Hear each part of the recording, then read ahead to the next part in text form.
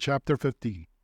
Then Pharisees and scribes came to Jesus from Jerusalem, saying, "Why do your disciples disobey the tradition of the elders? For they don't wash their hands when they eat bread." He answered them, "Why do you also disobey the commandment of God because of your tradition? For God commanded, 'Honor your father and your mother,' and 'He who speaks evil of father or mother, let him be put to death.' But you say, 'Whoever may tell his father or his mother, whatever help you might otherwise have gotten from me is a gift devoted to God. He shall not honor his father or mother.' You have made the commandment of God void because of your tradition. You hypocrites! Well did Isaiah prophesy of you, saying, 'These people draw near to me with their mouth and honor me with their lips, but their heart is far from me, and they worship me in vain, teaching as doctrine rules made by men.' He summoned the multitude and said to them, 'Hear and understand. That which enters into the mouth doesn't defile the man, but that which proceeds out of the mouth, this defiles the man.' Then the disciples came and said to him, 'Do you know that the Pharisees were offended when they heard this saying?' But he answered, 'Every plant which my heavenly Father didn't plant will be uprooted. Leave them alone. They are blind guides of the blind.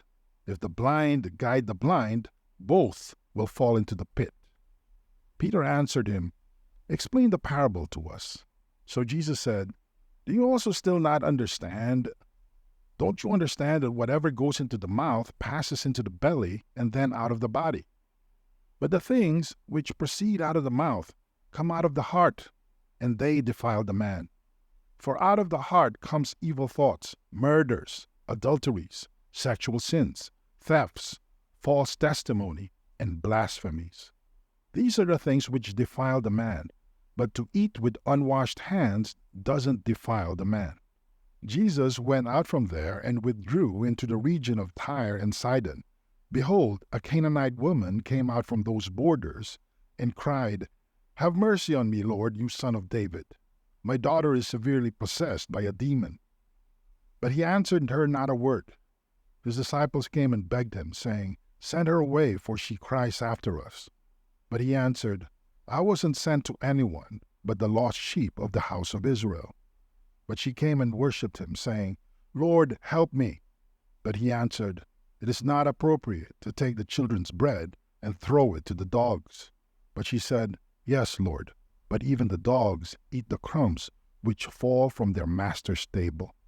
Then Jesus answered her, "Woman, great is your faith.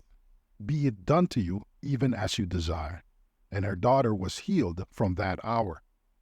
Jesus departed from there and came near to the Sea of Galilee, and he went up on the mountain and sat there.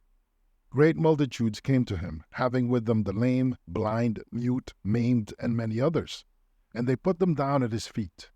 He healed them, so that the multitude wondered when they saw the mute speaking, the injured healed, the lame walking, and the blind seeing, and they glorified the God of Israel. Jesus summoned his disciples and said, "I have compassion on the multitude because they have continued with me now 3 days and have nothing to eat. I don't want to send them away fasting, or they might faint on the way." The disciples said to him, "Where could we get so many loaves in a deserted place as to satisfy so great a multitude?" Jesus said to them, "How many loaves do you have?" They said, 7 and a few small fish. He commanded the multitude to sit down on the ground, and he took the 7 loaves and the fish.